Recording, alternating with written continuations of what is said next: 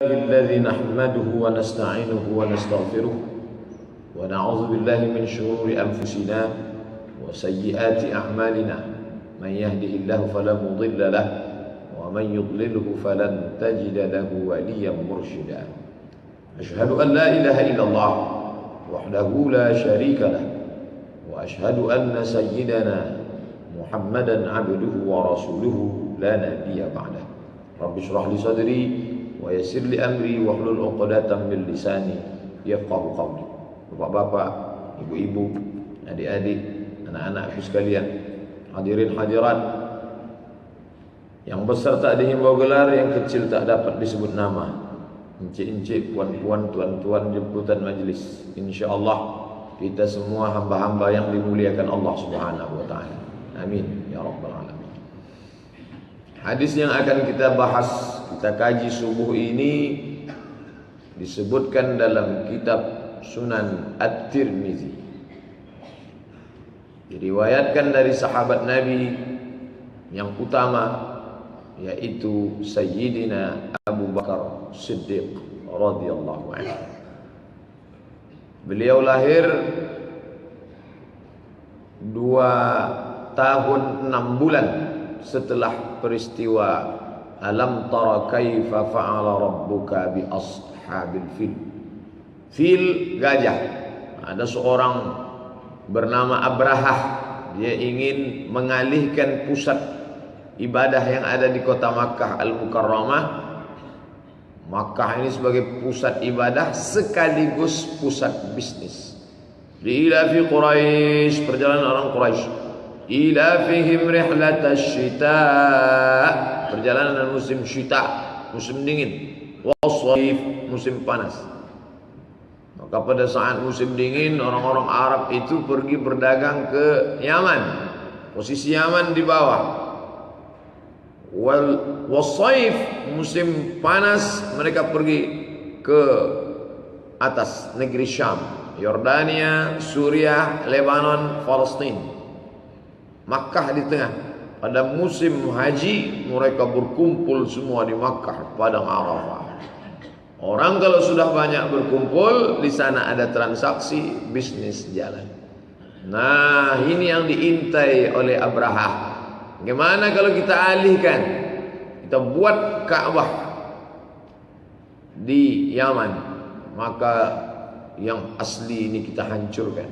Kita bawa tentara-tentara bergajah. Begitu sampai di daerah Mina, gajah-gajah itu tidak mau berjalan. Gajah pun takut kepada Allah Subhanahu wa taala. Di tempat kita melontar jumrah Aqabah itu, gajah-gajah itu semuanya turun, tidak mau berjalan. Maka Allah Subhanahu wa taala mengirimkan bala tentaranya. Arsalna alaihim tayran ababil, kami kirimkan kepada mereka burung ababil, tarmihim, menembak pasukan itu, bihijaratin min sijil, dari batu-batu api neraka, tarmihim bihijaratin min sijil, faja'alahum ka'asfim ma'kul, lalu mereka seperti daun-daun kayu ma'kul, yang dimakan ulat. Ibu, bapak punya pokok kayu, tanaman, lihat macam mana dia dimakan ulat, begitulah habis, mengkerut, mati. Peristiwa itu terjadi 2 tahun setengah setelah itu, lahirlah seorang bayi mungil diberi nama oleh orang tuanya Abdul Ka'bah. Abdul artinya hamba. Abdul Ka'bah, hamba Ka'bah.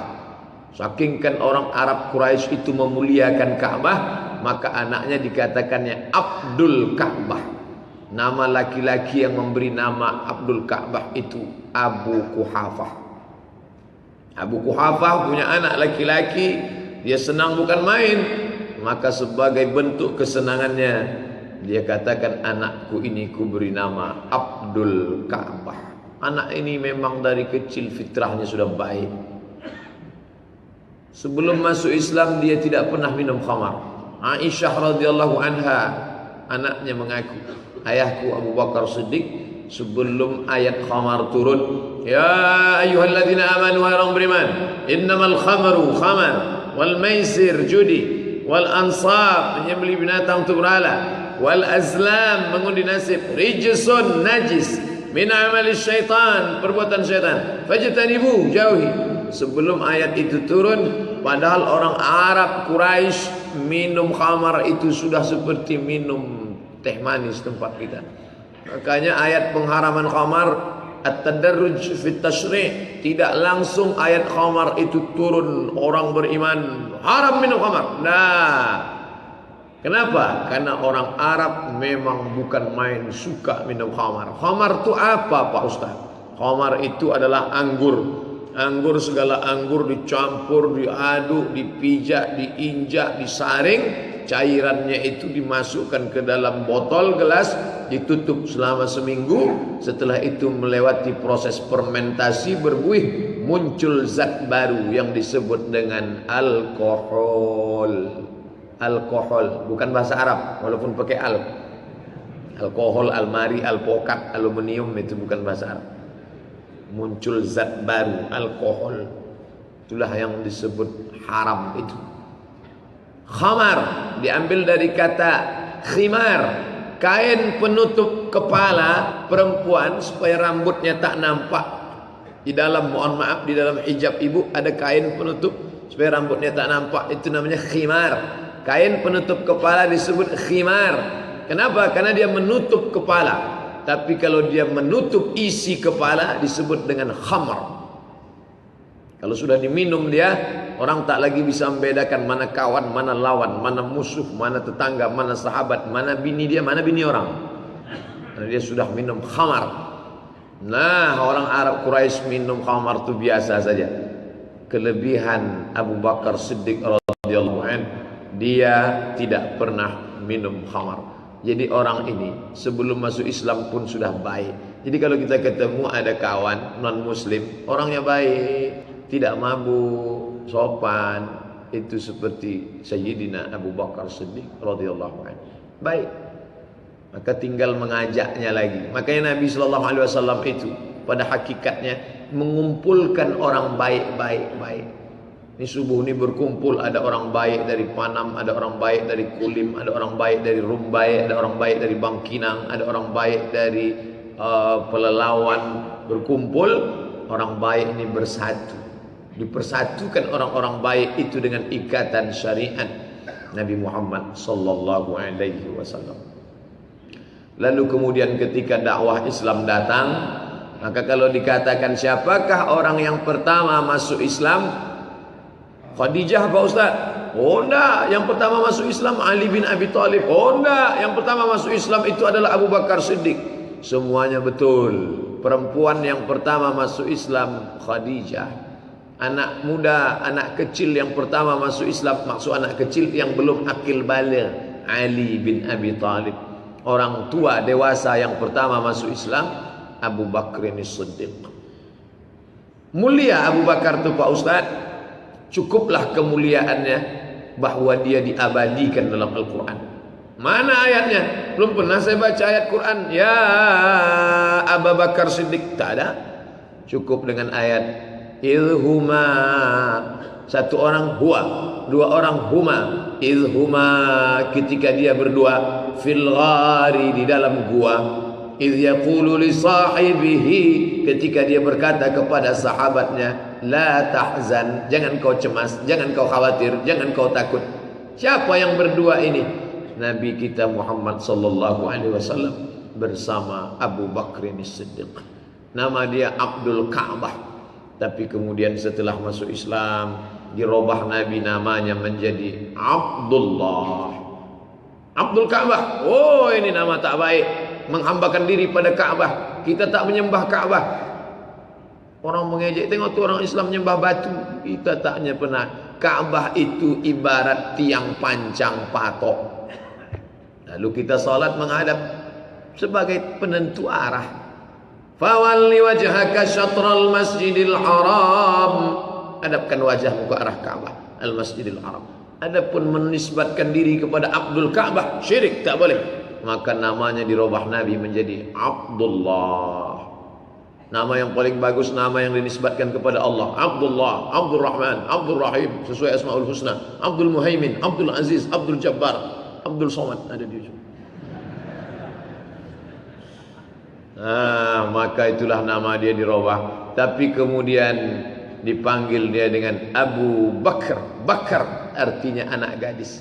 Kenapa begitu? Ada anak gadisnya yang menikah dengan Nabi besar Muhammad sallallahu alaihi wasallam, Aisyatur Ridha, Aisyah. Maka dipanggil orang dia, ya Aba Bakrin, wahai Abu Bakar, wahai bapak yang anak gadisnya menikah dengan Nabi kami. Siddiq, sadaqa, benar, jujur, tulus. Sadaqah, orang yang memiliki sifat sidq itu disebut dengan as-siddiq. Maka kenapa dia bergelar itu? Kenapa yang lain tak dapat? Ketika Nabi sallallahu alaihi wasallam mengaku sudah berjalan minal Masjidil Haram ilal Masjidil Aqsa, kemudian naik ke Sidratul Muntaha, semua mengejek, Muhammad majnun, gila. Muhammad itu sahir, tukang sihir. Muhammad itu kahin, dukun. Muhammad itu tukang bicara dongeng-dongeng nenek moyang, asatirul awalin. Tapi ada seorang laki-laki tanpa pikir panjang dia percaya. Sadaqtu, aku percaya wahai Muhammad sallallahu alaihi wasallam. Maka dia diberi gelar As-Siddiq. Maka kedua gelarnya itu keutamaan. Abu Bakar karena anaknya dipilih menjadi Ummul Mukminin, ibunya orang beriman. Makanya kalau ada orang mencaci maki Aisyah, kita marah karena mereka sedang mencaci maki ibu kita, Aisyah Ummul Mukminin, Sayyidatuna Aisyah Ummul Mukminin, anaknya. Lalu kemudian dia bergelar As-Siddiq. Bagaimana ketulusannya? Dia seorang tajirun. Tajir artinya pedagang, peniaga, hartanya melimpah ruah. Dari mana Ustaz tahu hartanya melimpah? Bapaknya bernama Abu Quhafah tidak beriman kepada Nabi, benci bukan main. Ketika dia tahu Nabi membawa anaknya pergi hijrah, maka datanglah Abu Quhafah menjumpai cucunya, namanya Asma binti Abi Bakar. Hai cucuku Asma. Ya datuk, ya kakek, mana emas-emas ayahmu itu? Emas simpanan ayahmu mana? Datanglah Asma mengambil kain, dibungkusnya batu bulat, diberikannya ke kakek datuk, kakek Abu Quhafah. Coba pegang kain ini. Lalu datuknya itu pun megang kain. Ini emasnya, ya. Oh, padahal itu batu. Emas itu mana? Sudah habis dibawa Nabi belanja perbelanjaan hijrah bersama Abu Bakar Siddiq. Abu Quhafah itu buta, jadi tak nampak dipegang. Jadi kalau ada orang buta, jahat, itu boleh digitukan. Ya. Tapi akhirnya Abu Quhafah itu masuk Islam. Pada tahun ke-8 Nabi SAW datang dalam peristiwa Fathu Makkah, pembebasan kota Makkah. Lalu kemudian pada saat itu semua orang masuk Islam. Idza jaa nasrullahi wal fath, ketika datang kemenangan, wa ra'aitan nas, kau lihat manusia, yadkhuluna fi dinillah, mereka masuk ke dalam Islam afwaja, berbondong-bondong. Maka pada saat itu Nabi sallallahu alaihi wasallam mempersaksikan ayah sahabatnya itu masuk Islam. Hadis tentang mencelup rambut itu pada peristiwa Fathu Makkah. Abu Quhafah sudah tua, rambutnya putih semua. Kata Nabi sallallahu alaihi wasallam, asbil, celup rambutnya, dicelup dengan hina, inai kata orang kita, pacar kata orang Jawa, supaya rambutnya warna hina, warna mahogani, warna kuning ke tua, pekat seperti warna semir. Tapi dengan inai, jangan dengan alat-alat yang lain. Ini tentang Abu Bakar Siddiq. Kemudian ketika Nabi sallallahu alaihi wasallam hijrah, tidak ada yang paling besar perjuangannya. Masing-masing punya kontribusi. Sayyidina Ali bin Abi Thalib, nyawanya dia berikan, berbaring dia di atas tempat tidur Nabi. Andai anak-anak muda kafir Quraisy itu tidak membuka selimutnya, berkeping-kepinglah kepala Sayyidina Ali. Tapi kemudian mereka membuka, Allah menyelamatkan. Mana Muhammad? Itu perjuangan, kontribusi, sumbangan Ali. Bagaimana dengan Abu Bakar Siddiq? Emasnya, nyawanya, anaknya dia berikan. Aisyah, Asma yang membawa makanan dari kota Makkah naik ke atas. Begitu juga dengan Abdullah. Abdullah yang membawa berita, malam dia tidur di atas, siang dia mengumpulkan berita-berita, isu-isu disampaikan kepada Nabi sallallahu alaihi wasallam. Dirinya, nyawanya, anaknya, hartanya. Makanya kalau ada orang ciri aliran kafir, batil, sesat, mencaci maki. Makanya kata Al-Habib Umar bin Hafiz dari Yaman, Hadramaut Tarim, agama apa yang mengajarkan caci maki? Agama setan, mazhab iblis yang mengajarkan caci maki kepada sahabat Nabi. Kita menyebut Abu Bakar ini Siddiq radhiyallahu an. Mereka menyebut Abu Bakar laknatullah alaih. Bukan ajaran Islam. La tasubbu ashabi, jangan kalian caci maki sahabatku. Lau anfaqa ahadukum, seandainya ada di antara kamu bersedekah mithla Uhudin zahaban, emas sebesar bukit Uhud, itu tidak sampai segenggamnya Abu Bakar Siddiq. Kenapa? Karena mereka berbuat itu pada saat genting, nyawa menjadi taruhannya. Meninggal Nabi sallallahu alaihi wasallam, bermusyawarah sahabat di suatu tempat bernama Saqifah Bani Sa'idah. Siapalah agaknya yang paling layak menggantikan Nabi? Bukan menggantikan sebagai posisi Nabi, karena Nabi itulah Nabiya ba'dah, tak ada Nabi sesudah dia, tapi sebagai pemimpin umat Islam. Kata orang Madinah, yang layak menjadi pengganti adalah Sa'ad ibnu Ubadah, panglima perang dari suku Aus, orang Ansor. Kata orang Makkah, yang layak itu adalah Umar ibnul Khattab, panglima perkasa, anak muda yang hebat, yang kuat. Tapi kemudian setelah kita lihat hadis-hadis, maka yang paling layak itu adalah al-a'immatu min Quraisy. Pemimpin itu mesti berasal dari Quraisy. Dengan ditetapkan syarat pemimpin mesti dari Quraisy, tereliminasilah Sa'ad, karena dia bukan orang Quraisy. Layakkah Umar bin Khattab? Umar tahu diri. Dia katakan, orang yang paling layak ini adalah orang yang pernah diminta Nabi menggantikannya untuk menjadi imam di waktu salat. Seolah-olah itu signal, tanda-tanda bahwa ada hadis memilih Abu Bakar ini Siddiq. Maka bermusyawarah sahabat, sepakat mereka di Saqifah Bani Sa'idah untuk membaiat Ali bin Abi Thalib. Naik Ali bukan sebagai orang yang angkuh dan sombong. Pidatonya ditulis rapi oleh Syekh Khudari Bek dalam kitab Itmamul Wafa fi Sirati Sayyidil Khulafa. Bagaimana kata dia pidato kenegaraannya pertama kali? Qad wullitu alaikum wa lastu bi khairikum. Aku kalian angkat menjadi khalifah. Kalian sudah memilih aku, walastu bi khairikum, padahal aku bukanlah orang yang terbaik. Tengok rendah hatinya dia. Lihat bagaimana tawaduknya.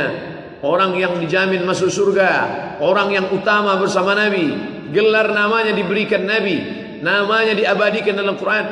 Sanggup dia berkata, "Wullitu alaikum walastu bi khairikum." Aku bukan orang yang terbaik di antara kalian. Bandingkan dengan umat Muhammad yang sekarang. Siapa yang paling baik? Tak ada yang lebih baik daripada saya di sini. Oh. Qad wullitu alaikum, kalian sudah mengangkat aku, walastu bi khairikum. Aku bukan orang yang terbaik di antara kalian. In sadaqtu fa'inuni. Kalau aku benar, kalau aku jujur, kalau aku tulus, tolong aku. Wa in akhta'tu faqawwimuni. Tapi kalau aku salah, aku silap, faqawwimuni. Qawwim, tolong luruskan aku. Andai aku bengkok, andai aku melenceng, luruskan aku. Aku juga manusia biasa. Kalau Nabi tersalah, mungkin datang Jibril meluruskannya, tapi aku manusia biasa. Faqawwimuni, luruskan aku. As-sidqu amanah. As-sidqu, kejujuran, kebenaran, ketulusan adalah amanah. Wal kizbu khianah, sedangkan dusta adalah pengkhianatan. Dan seterusnya. Begitulah hebatnya seorang sosok Abu Bakar ini Siddiq. Sampai pada akhirnya 2 tahun dia memegang jabatan itu, dalam keadaan sakit, meninggal berumur 63 tahun. Sama seperti umur Nabi Muhammad sallallahu alaihi wasallam. Hadis yang kita kaji subuh ini diriwayatkan dari Sayyidina Abu Bakar As-Siddiq radhiyallahu anhu. Disebutkan dalam kitab Sunan At-Tirmidzi. Abu Bakar mendengar sendiri Nabi bersabda. Ini yang akan kita kaji. Qala Rasulullah sallallahu alaihi wasallam. Rasulullah bersabda. Apa bunyi hadisnya? Tidak. Yadkhulu masuk al-jannata surga. La yadkhulul jannata, tidak masuk surga. Apakah makna hadis ini tidak masuk surga di sini? Tidak akan masuk surga selamanya, lalu kekal dalam api neraka jahannam khalidina fiha abada? Makanya tidak dapat memahami hadis, baca terjemah tidak masuk surga. Oh, kalau begitu tidak akan masuk surga. Hadis ini adanya di mana?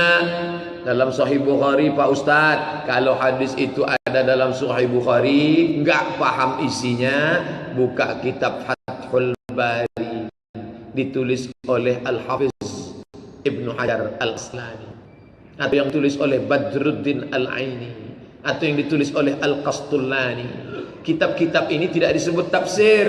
Kalau penjelasan ayat Quran, tafsir Tabari, tafsir Ibnu Katsir, tafsir Al-Kabir, tafsir Mafatih Al-Ghaib, tafsir Al-Qurtubi, tafsir Al-Jami' fi Ahkamil Quran. Itu namanya penjelasan ayat. Tapi kalau penjelasan hadis, baca nama kitabnya syarah. Maka kajian kita disebut syarah hadis.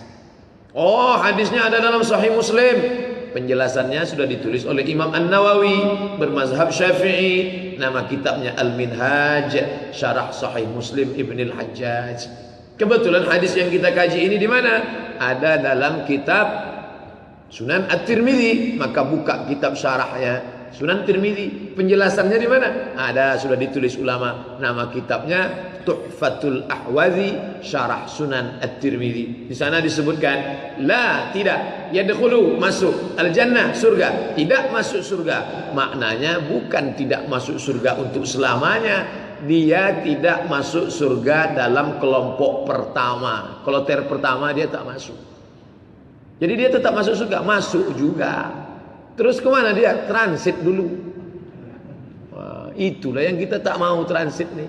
Makanya tiap hari kita berdoa, Allahumma ajirna minan nar, Allahumma ajirna minan nar, Allahumma ajirna minan nar, wa qina adzaban nar, wa qina adzaban nar. Apa arti Allahumma ajirna minan nar, wa qina adzaban nar? Jangan kami transit, jangan kami transit, jangan kami transit.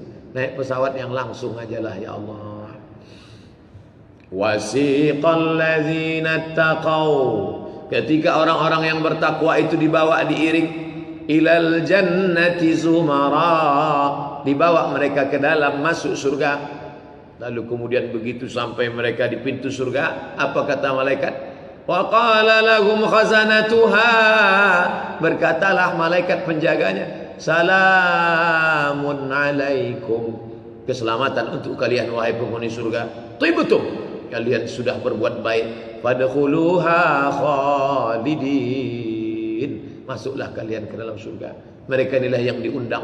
Apa kata Allah mengundang mereka? Ya ayyatuhan nafsul mutmainnah, wahai jiwa yang tenang, irji'i ila rabbiki radiyatan mardiyah. Masuklah kalian ke dalam surga. Masuklah dalam keadaan Allah ridha kepada kalian, dan kalian pun ridha kepada Allah. Dulu di dunia kalian mengatakan raditu billahi rabba, aku ridha kepada Allah. Hari ini kalian mendapati Allah dalam keadaan ridha menerima kalian. Fadkhuli fi ibadi, masuklah kalian bersama hamba-hambaku. Wadkhuli jannati. Mudah-mudahan kita semua masuk dalam kelompok yang pertama ini, insyaallah. Amin ya rabbal alamin. Tapi ini orang yang kita kaji subuh ini, la yadkhulul jannah, tidak masuk surga dalam kloter pertama. Apa kelebihan kloter pertama? Dilepas oleh Gubernur Riau di Masjid Agung An-Nur. Apa kelebihan kloter pertama? Baju batiknya baru-baru, cantik-cantik, karena itu yang akan dipoto nanti masuk dalam laporan. Pokoknya kloter pertama tuh enak, mantap, bagus. Kloter pertama. Sedang mau berangkat kloter pertama haji saja orang mau berlomba-lomba. Ini masuk kloter pertama surga. Tiba-tiba kelompok yang mau kita kaji subuh ini, la, tidak, yadkhulu, masuk jannata, la yadkhulul jannata, tak masuk surga. Siapa dia?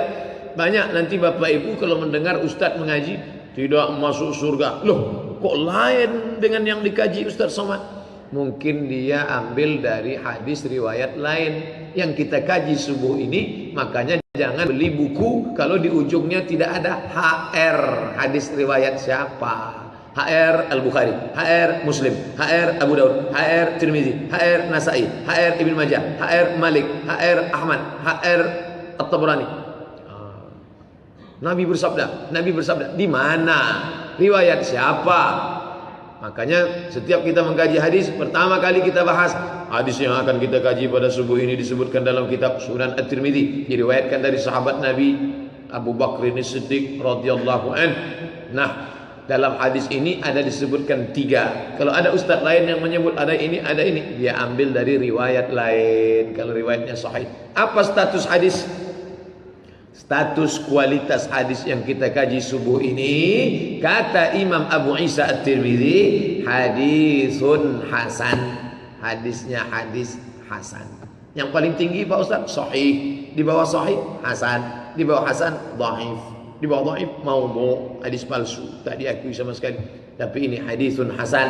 Sepakat ulama hadis sahih, hadis hasan boleh dijadikan sebagai dalil dalam hukum, dalam akidah, dalam berhujjah, dalam beramal. Tidak ada ikhtilaf antar ulama sama sekali. La yadkhulul jannah, tidak masuk surga. Ada 3. Yang pertama khibbun, kha ba pakai tasdid, kha ba, khibbun. Apa padanan kata dari kata khibbun? Untuk menjelaskan suatu kata dalam hadis, dalam ayat, biasanya ulama menyebutkan sinonim padanan kata. Khibbun adalah khadi'un. Satu lagi ghash, al-khadi'ul ghash. Khibbun maknanya al-khadi'ul ghash. Siapa itu ghash itu? Sifatnya bagaimana? Yuzhiru khilafi ma yukhfihi. Selalu menampilkan yang tidak pada zahirnya. Itu makna khibbun itu. Menampilkan sesuatu tidak pada zahirnya. Tidak macam itu sebetulnya isinya, tapi ditampilkannya macam itu. Seperti itu. Itu apa namanya? Khibbun. Kalau bahasa kitanya apa itu ya? Tipu. Tipu. Ada TV, semestinya dikatakan umat Islam sedang dikhianati, tapi diberitakannya umat Islam membuat kekacauan. Itu namanya bukan TV, itu tipu. Kau sedang nonton apa? Aku sedang nonton tipu, bilang. Jangan tonton TV. Tipu.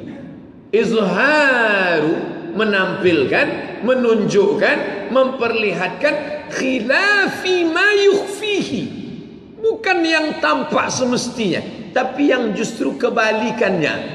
Itu namanya khibbun.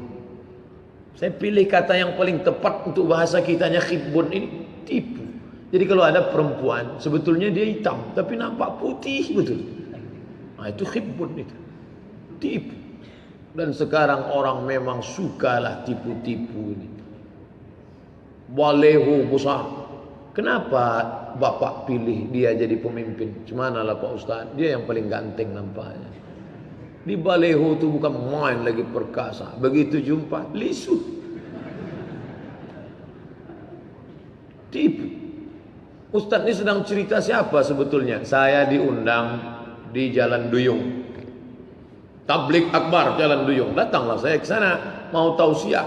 Tablik Akbar, saya tengok, ini kan jadwal saya. Kenapa foto orang lain mereka pajang? Ganteng betul. Rupanya foto saya. Siapa yang merubah? Photoshop punya kerja. Olah. Makanya jangan yang muda-muda kalian menikah menengok gambar. Makanya kata Nabi SAW, dalam ta'aruf boleh melihat. Apanya yang ditengok? 2, tapak tangan. Kenapa tapak ditengok? Kalau kasar berarti dia budak. Siap tak nikah dengan budak? Budak halus lah Pak Ustaz. Itu budak kecil. Ini budak hamba sahaya. Kalau kau nanti tertipu, jangan-jangan dia mengatakan, itu siapa? Saya ini anak saudagar kaya. Begitu sudah menikah dipegang kertas pasir nih. Rupanya budak. Jangan kau tertipu. Jangan kau nikah kucing dalam karung. Setelah itu apa lagi? Wajah. Mungkin balik dari masjid nampak selintas. Ternyata setelah ditengok langsung dari jauh imut-imut udah dekat, amin-amin. Nah, makanya jangan ada khibbun, jangan ada tipu di antara kita. Tipu-tipu. Makanya jangan kalian pacaran. Kenapa? Karena dalam pacaran itu tipu. Semuanya tipu. Dari mulai tutur kata, bahasanya. Aa mau minum apa? Begitu sudah menikah, mana minuman? Tuang aja sedikit. Ini yang laki-laki juga begitu, penuh dengan kepalsuan, kebohongan. Hati-hati, jatuh nanti, jatuh. Awas jatuh. Begitu sudah menikah, mana mata kau tadi? Kepalsuan. Makanya yang pertama itu tidak masuk surga siapa? Khibbun, tipu. Ustaz, ya, apa hukumnya sholat Jumat di jalan raya Pak Ustaz? Tidak sah. Tidak sah. Siapa saja yang sholat Jumat di tanah lapang di jalan raya, tidak sah. Janganlah begitu. Sebutkanlah. Di dalam Islam itu ada banyak mazhab, tapi banyak mazhab itu yang mati karena muridnya tidak menulis buku ulamanya. Akhirnya mazhab itu mati. Ada mazhab Al-Auza'i mati karena murid-muridnya tidak mengembangkan, tidak menulis. Ada mazhabnya Sufyan ibn Uyainah, ada mazhabnya Sufyan Ats-Tsauri, ada mazhabnya Laits afqah min Malik. Imam Laits ibn Sa'ad di Mesir lebih faqih daripada Imam Malik, tapi mazhabnya hilang. Kenapa? Muridnya tidak menuliskannya. Tapi alhamdulillah ceramah-ceramah saya ditulis oleh murid-murid saya. Mana Pak Ustaz? Sudah izin Ustaz Somad, ya, mohon ceramah Ustaz nanti akan ditulis oleh siswa-siswa dari Al-Azhar Syifabudi. Oh, bisa mereka nulis. Pokoknya bisa mereka membuat transkripnya Pak Ustaz. Dan nanti akan ada pula yang menerjemahnya ke dalam bahasa Inggris. Diterjemahkan mereka, dimasukkannya ke dalam YouTube dengan terjemah subtitle, terjemah pakai bahasa Inggris. Dibaca, tiba-tiba dicari-cari, ditonton ceramah itu oleh Donald Trump. Tengoknya, oh, diperintahkannya CIA, sini bunuh ini gitu. Bagus, cepat mati syahid. Nah, ayyadiyallahu bika rajulan, satu orang dapat hidayah karenamu khairum min umurin ni'am, tapi tidak dengan kepalsuan. Kalau kalian menterjemah, terjemahlah apa adanya. Ustaz Somad ngomong begini, jangan diperlunak kata-katanya. Ini sekarang banyak orang menterjemah, sudah jelas-jelas Al-Quran mengatakan bagi itu artinya, maaf, tak layak saya sebut kata itu di sini. Jahat, perempuan nakal, perempuan jahat. Sekarang diterjemahkan dengan kata-kata tipu. Apa diterjemahkan? Pekerja seks komersial.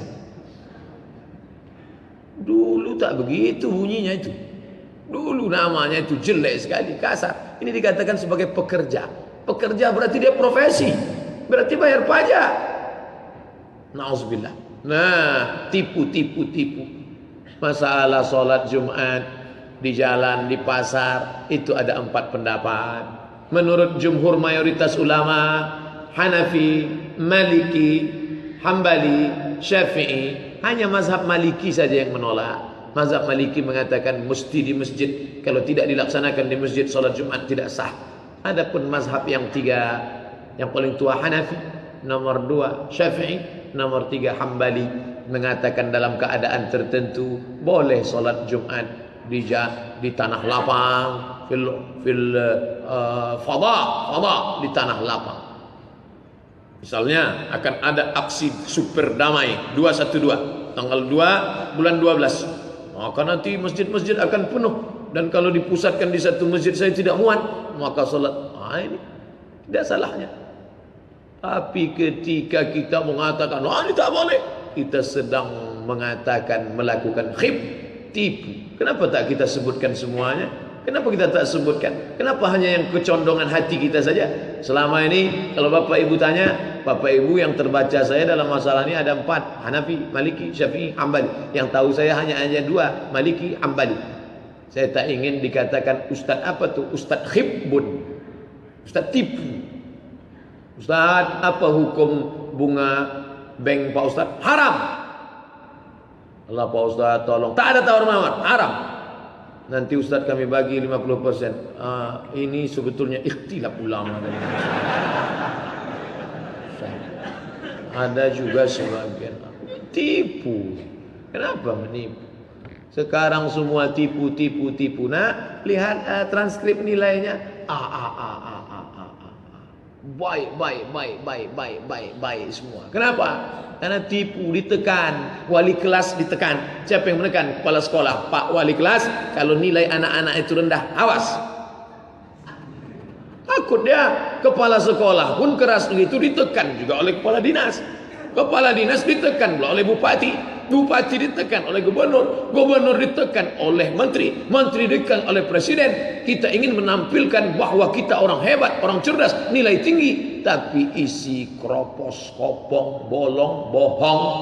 Akhirnya ketika tes kemampuan, kita kalah bersaing dengan orang lain. Menang dinilai. Saya sampaikan ke mahasiswa saya, tak ada gunanya saya baca kertas jawaban kalian hebat, benar, tapi kalian tipu saya. Tak, saya demi Allah, wallahi tallahi billahi tak mau saya punya mahasiswa tukang tipu. Lebih baik kalian bisa jawab satu tapi itu hasil kepala kalian. Bolak-balik saya katakan itu di lokal. Makanya kalau saya buat soal, bagi soal, boleh nyontek Pak Ustaz? Silakan nyontek. Insyaallah satu lokal itu 10 soalnya saya buat. Tengok kanan lain, tengok kiri lain. Tanyanya, nomor ini berapa? Lulus sajalah, aku aja belum selesai lagi. Karena kami di Al-Azhar bukan fanatisme Al-Azhar. Tanya Ustadz Dr. Mustafa Umar, tanya Ustadz Hasbullah, tanya Ustadz Zulhendri Rais. Al-Azhar kalau sampai ketahuan mencontek, tak ada guna nilai tinggi. Kalau ketahuan mencontek, tangkap tangan, 1 tahun visa dicabut, deportasi, usir, visa diambil, imigrasi dinyatakan sebagai pendatang haram, usir, cabut. Maka kami dari awal takut. Maka kalau sekarang saya bicara jangan mencontek, saya tidak merasa munafik, karena 4 tahun saya tak pernah mencontek. 4 tahun itu aja, sebelum itu pernah. Sebelum itu waktu masih di Indonesia. Tapi selama 4 tahun tuh, itu insya Allah tuh. Yang 2 tahun 4 tahun di Mesir, 2 tahun di Maroko, itu bisa dijamin, garansi insya Allah. Bukan karena takut kepada Allah, takut tangkap tangan, nanti visa dicabut, nanti balik kampung, malu. Kenapa malu? Sudah kenduri motong kambing waktu mau berangkat ke Mesir. Nanti kalau tertangkap beasiswa putus, kalau beasiswa putus dideportasi, kalau beasiswa putus tidak dapat makan, diusir dari asrama, kemudian setelah itu tidak LC, kalau tak ada ijazah LC tak dapat tiket pulang, kalau tak ada pulang siap-siap membuat rakit menghanyut dari sungai Nil ke sungai Siak. Jadi ada konsekuensi. Nih, kalau kita mau anak-anak ini jujur, mesti ada. Sekarang bicara integritas. Dalam rangka hari ulang tahun Korpri yang ke-4, ke-50, ke-45, mari kita bangkitkan integritas kita sebagai abdi negara. Hanya kata-kata hampa yang dibacakan lewat teks yang memang sudah dibuat 10 tahun yang lalu. Hanya copy paste ulang, tahunnya jadi robah. Kenapa? Karena yang membaca itu pun dulu lulusnya menyogok. Tipu. Ijazah SD, SMP, SMA, S1, S2, S3, tipu. Lulusnya pun tipu. Apa yang mau dibuat? Apa yang mau dibawa dengan tipu-tipu ini? Dari pagi sudah tipu. Belanja, nanti balik dari sini belanja ke pasar, timbangan, tipu. Mata ibu bukan main tajam menengok. Menengok Quran tak nampak ayat, menengok mata timbangan nampak jelas. Ini kurang nih. Kurang. Ibu-ibu yang selama ini matanya tajam bagus, lanjutkan, teruskan. Karena niat kita mau menyelamatkan pedagang nih. Sampai dia tipu 1 orang 1 on, 30 orang belanja, dia sudah makan duit haram 3 kilo pagi ini. Maka tunjukkan. Ini kurang. Tambah. Yang macam-macam kamu. Di rumah saya ada timbangan. Saya ngajar saya beli. Karena selama ini saya beli sini 1 kilo, ternyata sampai di rumah 9 on. Bahkan pernah 1 kali 7 on setengah. Nih. Apa maknanya? Khibbun, tidak masuk surga. Orang yang menipu berdagang, berniaga, belanja, menipu. Kenapa dia tak masuk surga? Dia harus menyelesaikan sangkutannya dengan orang lain. Alah Ustaz, itu yang diomongkannya pedagang, yang diomongkannya pegawai, yang dia bicarakan guru. Ustaz sendiri di awal tadi Ustaz duluan kita bahas. Ustaz bisa juga menipu, bisa. Ayat-ayat yang kira-kira menyinggung orang tak disampaikan. Ustaz, tolong nanti jangan singgung masalah jilbab ya Pak Ustaz. Kenapa? Kepala dinas belum pakai jilbab lagi. Iya. Adapun hukuman bagi perempuan yang tak pakai jilbab karena dia menolak ayat Allah, neraka jahanamlah tempatnya. Yang ngundang tu tertunduk langsung. Ustaz ni tak bisa diajak kompak. Datang tengoklah. Akhirnya kena skor Ustaz 3 bulan tak diundang-undang. Boleh. Sesudah itu diundang lagi. Silakan Pak Ustaz datang. Tapi kemarin katanya ada yang tersinggung. Sudah mati Pak Ustaz. Ternyata orang kalau tersinggung cepat mati. Maka jangan tersinggung, cepat mati. Apa yang dimuliakan Allah Subhanahu wa taala. Tipu. Cakap tipu, gaya tipu. Di masjid menipu. Luar biasa itu. Di pasar menipu timbangan instrumen. Di masjid menipu. Allahu Akbar. Alhamdulillahirabbil alamin. Ar-Rahmanir Rahim. Padahal kalau di rumah sendirian, alhamdulillah. Waladhdallin amin.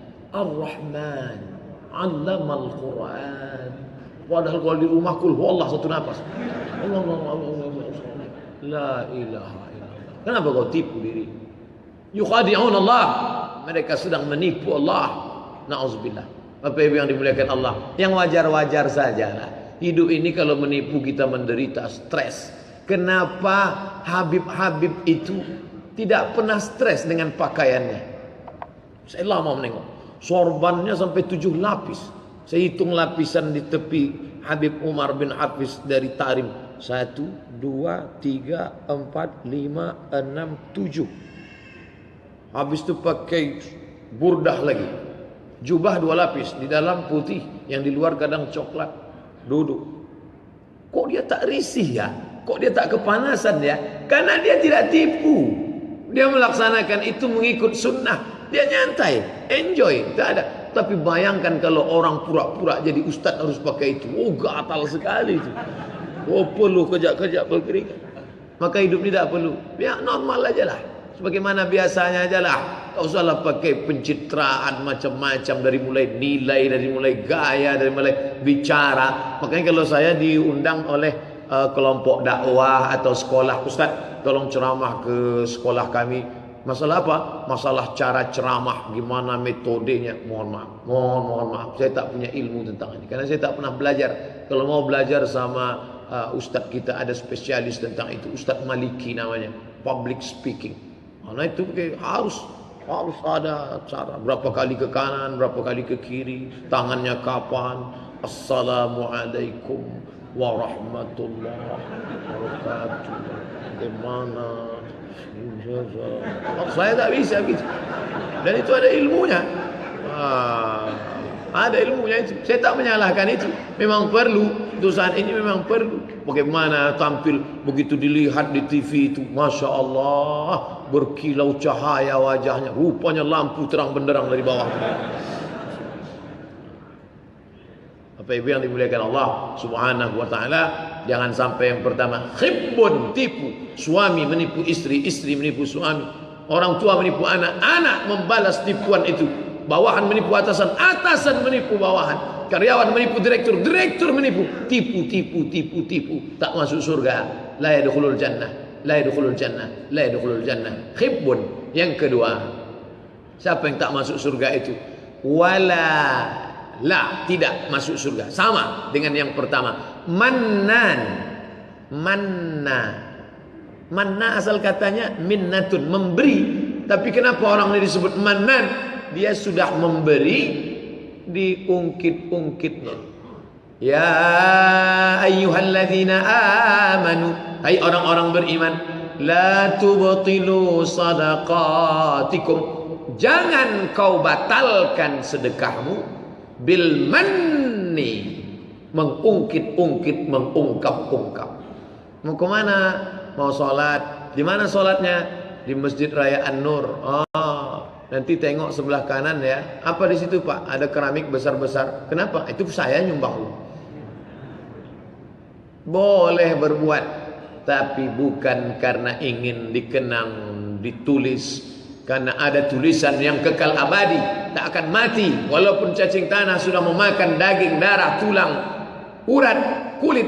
Siapa? Inna alaikum lahafizin. Bersama kamu ada para malaikat kiraman katibin, para malaikat yang agung dan mulia. Katibin, menulis. Sebelum ke Mesir, saya pernah suatu pagi tertidur. Masih kuliah, masih sekolah madrasah aliyah di Air Molek Indragiri Hulu. Jadi malam itu bulan puasa Ramadan, duit saya lebih banyak daripada adik saya. Adik beradik 2 orang. Saya anak pertama, adik saya 2 laki-laki. Duit saya lebih banyak. Jadi saya kasihlah duit saya ni ke dia untuk hari raya. Tapi biasalah adik beradik mungkin ada kelas sedikit. Masih masa usia SMA, macam kalian lah, siswa-siswa Al-Azhar Sifabudi. Lalu saya marah sama dia. Terucap di mulut saya, udah aku kasih duit kemarin. Terungkap. Pas sedang antara tidur dengan jaga, tidur tidak, jaga tidak, antara tidur dan jaga, terdengar saya suara ayat. Ya ayyuhalladzina amanu la tubtilu sadaqatikum bil manni wal adha. Tapi ingat, ayat itu ingat bunyinya. Saya cari, ada Fathur Rahman namanya. Fathur Rahman itu kalau kita dengar ayat, kita tak tahu posisi ayat itu di mana, dulu buka kamus indeks namanya Fathur Rahman li talibati ayatil Quran. Cara mencari ayat lewat kata.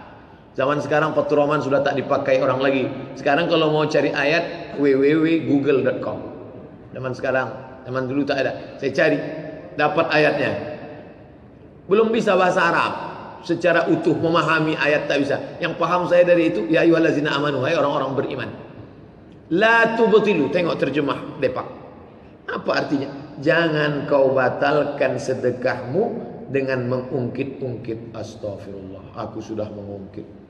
Untuk somat, kau berikan sisa uang jajanmu yang berlebih karena kau tabung ke adikmu, tapi kemungkinan setelah itu kemudian kau bangkit-bangkit. Kau dah aku kasih kemarin, kenapa begini? Oh, tak boleh. Maka ayat ini amat sangat berkesan buat saya pribadi, karena Allah memberikan teguran lewat ilham bahwa tak boleh. Makanya kalau kita mau kasih, kasih. Kalau mau beri, beri. Tapi kalau tidak, jangan. Alhamdulillah Pak Ustadz, saya tak pernah mengungkit-ungkit. Kenapa? Memang tak pernah saya beri Pak Ustadz. Oh jangan. Yang bagus itu adalah memberi. Ketika orang yang kita beri itu tak sesuai dengan keinginan kita, diam. Diam. Kenapa? Karena kita berharap ada balasan yang lebih besar. Dan orang ini sengaja dikirim Allah untuk menguji keikhlasan saya. Kata orang, kata-kata ini kasar, tapi mesti saya ucapkan. Zaman sekarang Pak Ustadz, menolong orang ini macam melepaskan anjing terjepit. Setelah kita tolong dia, lepas dia, kita pula digigitnya Pak Ustadz. Makanya zaman sekarang menolong siap hilang. Kalau tak siap hilang, jangan tolong. Tapi kata-kata itu saya robah, siap hilang. Hilang siap tak siap, hilang juga, maka kita harus siap hilang. Dan jangan pernah berhenti menolong. Walaupun hilang. Kenapa? Wallahu fi aunil abdi maka al-abdu fi auni akhihi. Allah akan tetap menolong selama kita mau menolong orang lain. Kalau hilang 10, Allah akan balas lebih banyak daripada itu. Tapi dengan syarat, jangan dicakapkan, jangan diungkapkan, jangan diceritakan, lawan, tahan. Karena dengan begitu kita sedang lulus ujian Allah Subhanahu wa taala. Orang ini sengaja dikirim Allah untuk menguji ketulusan saya. La tubtilu, jangan kau batalkan sedekatikum, sedekahmu, hibahmu, wakafmu, bantuanmu, sumbanganmu, dermamu, bil manni, mengungkit-ungkit, mengungkap-ungkap, mengungkit-ungkit, mengungkap-ungkap. qaulun ma'rufun, kata-kata yang baik, kata-kata yang lembut, kata-kata yang menyenangkan hati.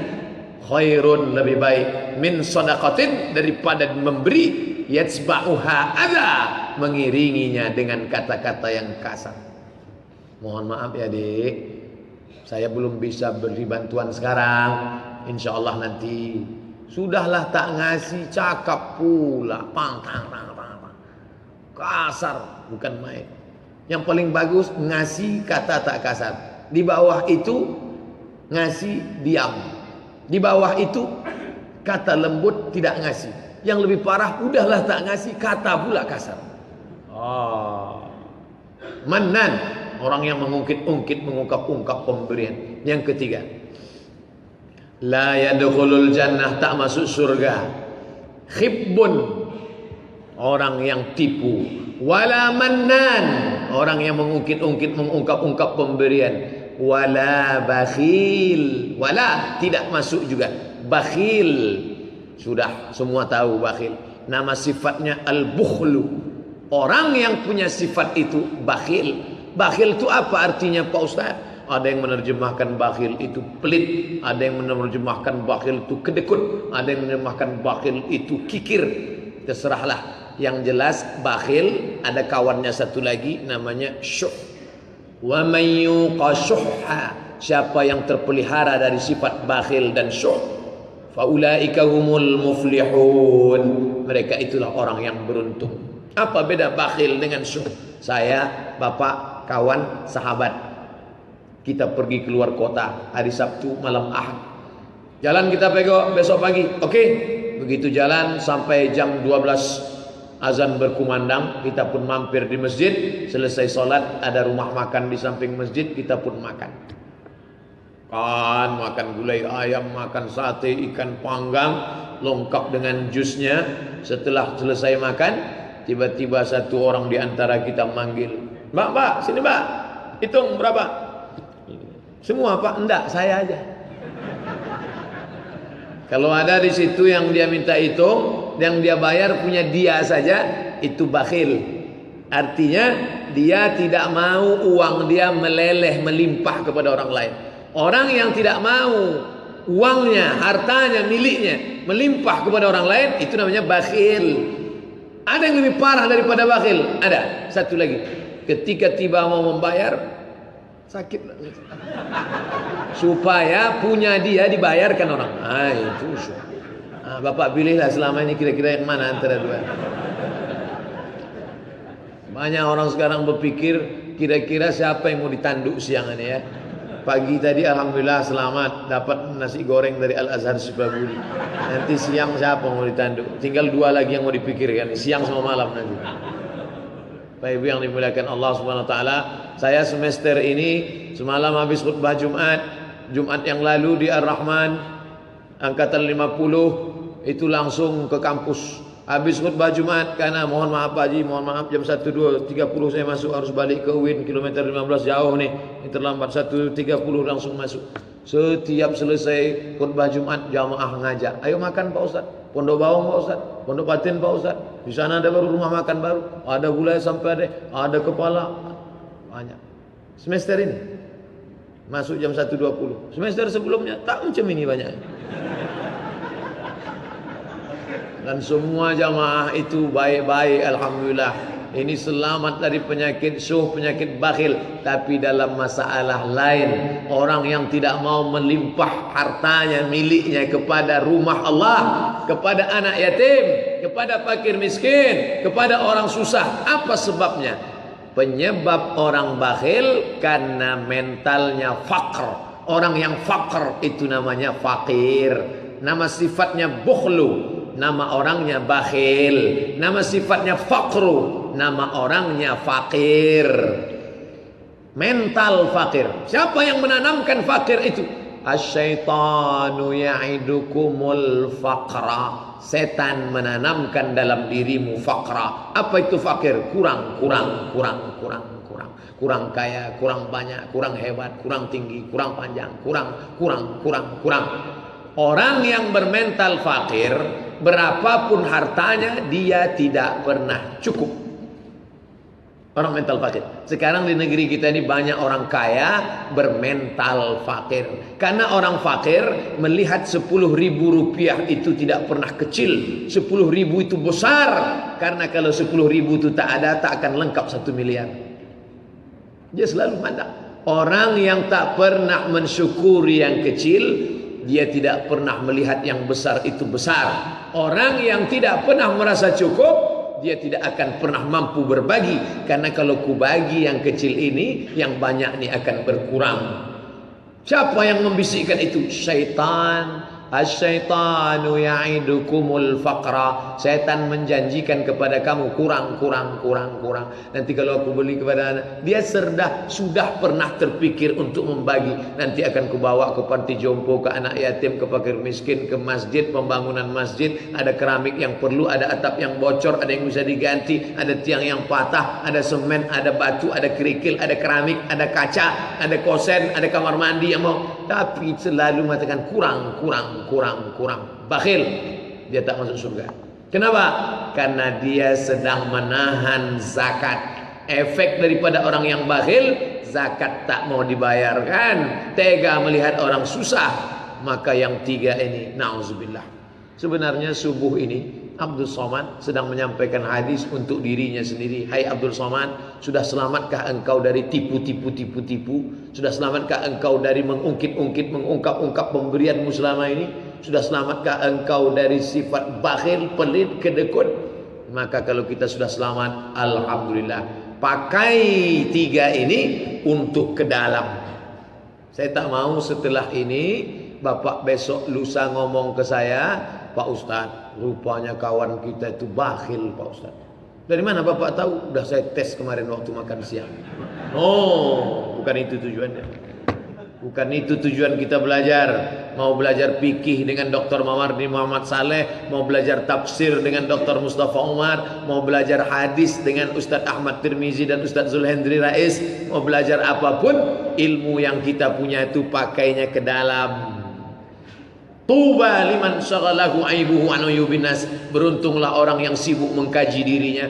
Sudah selamatkah aku dari tipu-tipu? Hai Abdul Somad, apakah omonganmu selama ini sesuai Quran Sunnah? Jangan-jangan kau yang menyampaikan ternyata kau tipu-tipu? Sudah selamatkah aku daripada perbuatan mengungkit-ungkit, mengungkap-ungkap? Kalau bukan karena saya yang mengisi pengajian di situ, kalau bukan karena nama saya yang dibuat di baleho itu, Pak, jangan lagi dibuat di baleho itu pakar hadis.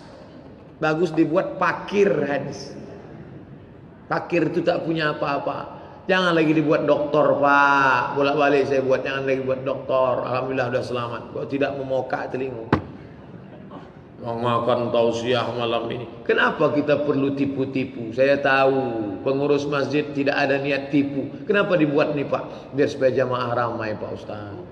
Karena kalau LCMA mereka kurang yakin. Apalagi menengok gambar tuh tak betul Ustaz nih, entah iya entah tidak nih. Tak perlu. Kita buat saja apa adanya. Insya Allah Allah akan bukakan hati. Allah akan sampaikan niat baik. Tak perlu pencitraan. Itu hanya akan membebani diri masyarakat dan lain sebagainya. Wa qul i'malu, berbuatlah, fasayarallahu amalakum. Penceramah kita malam ini Haji Abdul Somad LCMA. Kalau tak mau, dulu pertama saya pulang tak mau saya buat LCMA itu. Ustadz Abdul Somad saja. Saya tulis-tulis LCMA. Kenapa belakangan Ustadz mau? Saya beli koran. Di halaman belakang tuh banyak betul Ustadz tukang jual obat kuat. Hantu. Oh, ini bahaya nih. Saya takutnya nanti karena Ustadz ditelepon untuk membedakan itu, buatlah Ustadz LCMA. Dalam kurung dosen hadis UIN Suska. Oh, tak mau yang lain lah Pak Ustaz. Alumni Al-Azhar Mesir. Yang lain Pak Ustaz. Alumni Maroko. Dibuat alumni Darul Hadis Maroko. Ustaz dari Maroko, ya. Dokek dari Maroko Pak Ustaz. Nah, mari kita ukur diri kita. Selama ini kita sudah selamat dari tipu-tipu. Sebagai pengurus masjid, sebagai suami, sebagai orang tua, sebagai istri, sebagai guru, sebagai wali kelas, sebagai ustaz. Udah Pak Ustaz. Alhamdulillah kita berusaha, berproses. Selamat daripada mengungkit, mengungkap, sok hebat, sok mantap. Sudah. Yang ketiga, Jangan sampai pelit, kikir, bakhil. Makanya program Al-Azhar Sifabudi, anak-anaknya dari mulai awal dididik mampu berbagi sarapan, mampu berbagi makanan. Tiba-tiba sekarang muncul guru membiasakan anak muridnya sedekah. Datanglah ibu-ibu pengawas. Ustaz, ambo kok pengawas Pak Ustaz? Pengawas di mana? Di sekolah. Risau gini Pak Ustaz. Apa dirisaukan? Anak-anak nggak boleh lagi nyumbang karena dianggap itu katanya dilarang. Karena menyumbang itu akan penggelapan, kutipan, pungli. La ilaha illallah. Anak-anak yang dibiasakan bersedekah malah dikatakan pungli. Yang penting kan kontrolnya. Selama penggunaannya jelas kemana, selama tidak digunakan untuk yang batil, yang penting pengawasan. Jangan sampai digunakan untuk yang tidak-tidak. Bagus anak-anak kita disisihkannya uang jajannya. Apa kasih dia duit? Sini sebentar. Ini duit untuk kamu nak 100.000. Ore 100.000. Masukkan ke kotak. Dididik dia. Bagaimana rasanya? Atau uang jajan dia, uang jajan kamu untuk bulan ini dikurangi subsidi 20%. Kenapa? Kita bagi untuk fakir miskin, untuk anak yatim. Besok hari libur. Hari libur jangan hanya ke danau, ke bukit, ke mall. Kemana kita besok? Hari libur kita pergi ke panti asuhan. Uang jajan kamu belikan nasi bungkus. Menengok itu dia balik akan lebih sayang dengan bapak ibu. Dia akan lebih prihatin. Kenapa? Dia tidak hanya didengarkan ceramah ustaz. Mari kita kasihan dengan orang susah. Tidak, tapi langsung melihat, merasakan. Matanya melihat, menetes air matanya, menengok. Papanya mana? Papanya sudah meninggal. Mamanya mana? Mamanya tak peduli lagi. Sudah tak kemana-mana perginya. Dia dicampakkan di sini. Oh, makanya kamu harus sayang sama papa, sama mama. Sayang sama ayah, sama ibu. Sayang abi sama umi. Kalau tidak nanti ubi tinggalkan macam dia mau sini. Ini penting. Selamat kita dari yang tiga ini insyaAllah. Anak cucu cicit kita selamat insyaAllah. Amin. Ya Rabbal Alamin. Itulah kaji kita pada subuh ini. Mudah-mudahan ada manfaatnya. Kita lanjutkan dengan solat sunat isyraq 2 rakaat. Sebagaimana biasa kita akan lanjutkan dengan tanya jawab. Subhanakallahumma wa bihamdika asyhadu an la ilaha illa anta astaghfiruka wa atubu ilaik. Wa sallallahu ala sayyidina wa maulana Muhammad wa ala alihi wa sahbihi wa sallam. Walhamdulillahirabbil alamin. Wassalamualaikum warahmatullahi wabarakatuh.